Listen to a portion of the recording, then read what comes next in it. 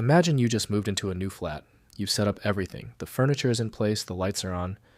Your room looks exactly how you want it. But now you need to do things that happen outside the room itself. You need to call a plumber to fix the pipes. You need to set a reminder to pay the rent every month.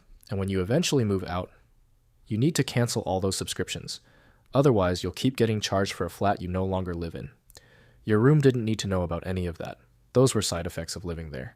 That's exactly what useEffect is in React. Your component renders the UI. That's its main job. But sometimes, after rendering, you need to do something on the outside, fetch data from an API, start a timer, subscribe to an event. useEffect is how you do that, and today we're not just learning what it is. We're learning where most developers go wrong, and how to avoid those mistakes. In this video, we're going to cover everything about useEffect, how it actually works, the dependency array, cleanup functions, and 5 real mistakes that trip up developers every day.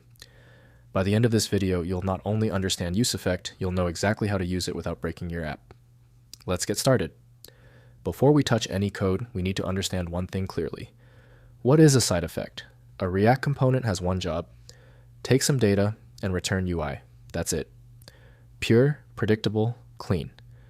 Give it a name, it returns a div. Same input, same output. Every time. That's a pure function.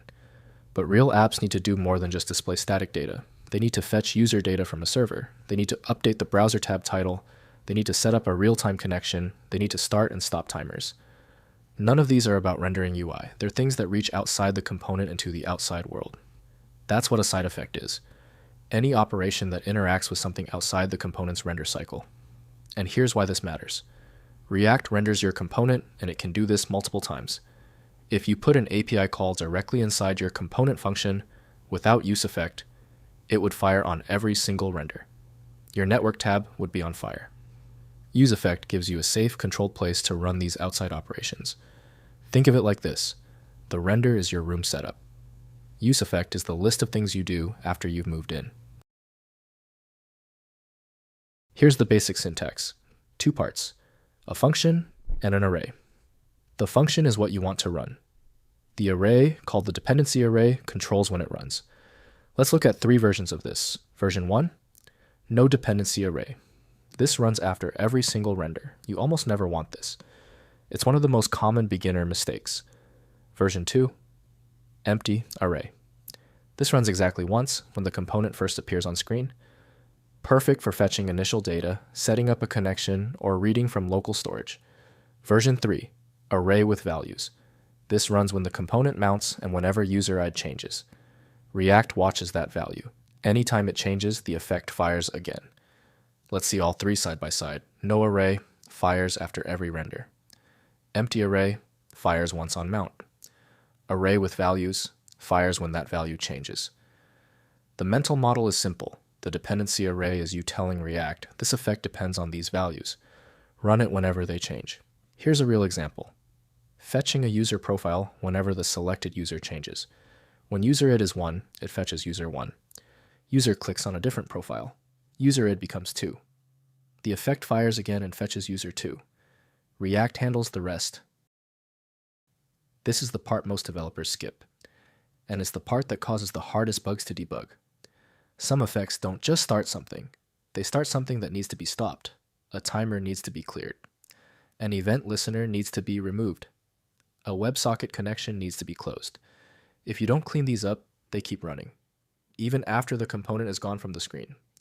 Imagine building a live cricket score tracker. You use setInterval to fetch scores every second. The user navigates to a different page, the component unmounts, but that interval still running every second, fetching data for a component that no longer exists. Do this enough times and your app slows down, your API gets hammered, and you get memory leaks.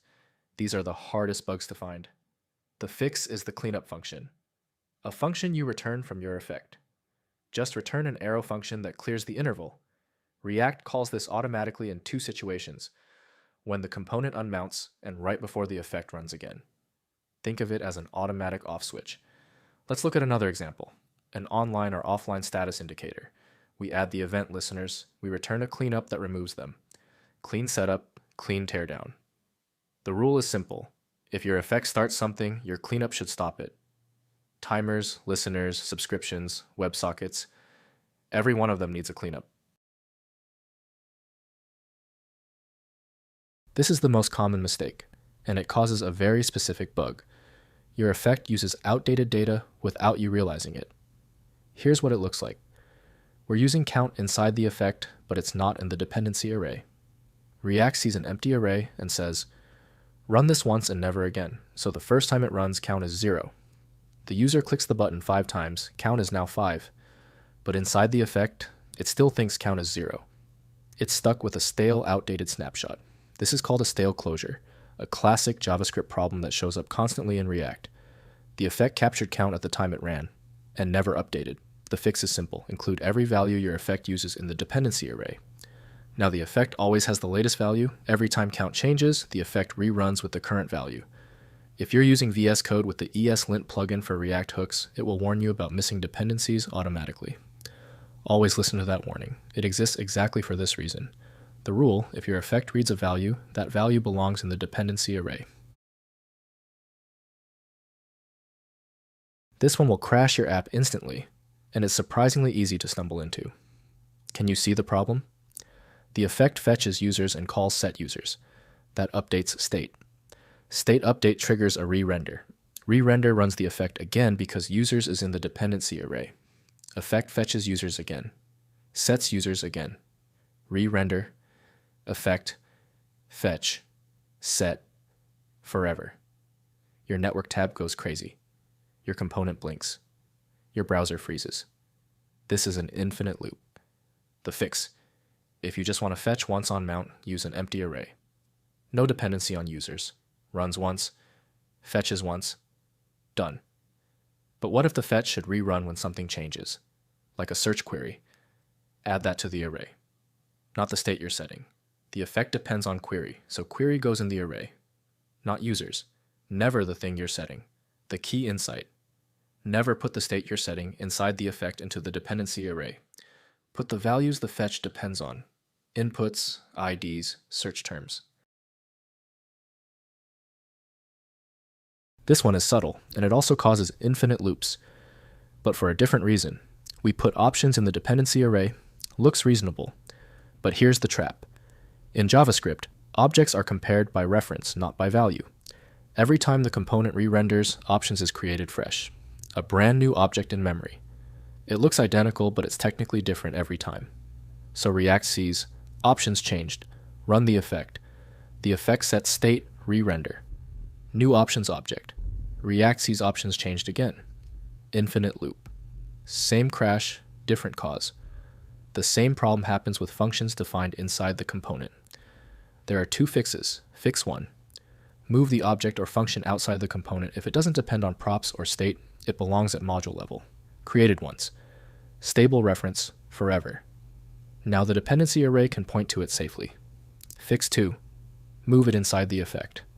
If it's created inside the effect, it's not a dependency at all. The effect only depends on user ID now. No object in the dep array, no loop. The mental model, anything defined inside a component is recreated on every render.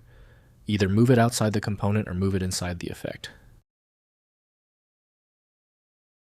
You'll hit this the first time you try to fetch data with useEffect.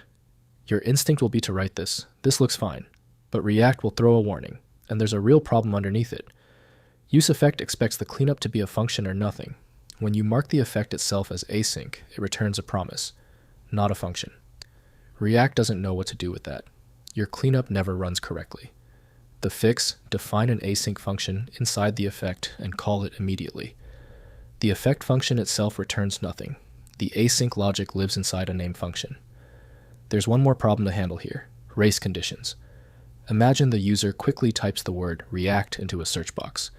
Each keystroke triggers a fetch, but network responses don't arrive in order. The response for R might come back after the response for Req. You'd end up displaying the wrong results. The latest query, but the oldest data. Fix it with a cancellation flag in the cleanup.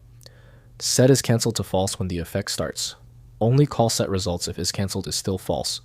Return a cleanup that sets isCanceled to true. When a new keystroke comes in, React runs the old cleanup.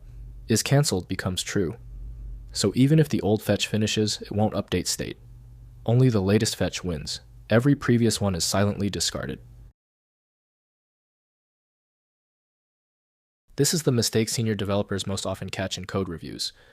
useEffect is powerful, and because it's powerful, developers reach for it to solve everything, but a lot of the time, you simply don't need it. Here's a pattern that's very common, but completely unnecessary. We're using useEffect just to keep full name in sync with first name and last name. That's extra state, extra effect, extra re-renders, for something that doesn't need any of it. Full name can be computed directly from existing state. Just compute it directly during render. No state, no effect, no re-render overhead. If a value can be computed from existing state or props, just compute it. Don't store it in state, don't sync it with an effect. Here's another example. Resetting a form when a prop changes. This is overcomplicated. The right approach is to use React's key prop. When the key changes, React automatically unmounts and remounts the component, resetting all state with it, no effect needed, one prop, full reset. The question to ask before writing any useEffect, can this be calculated during render? Can a key prop solve this?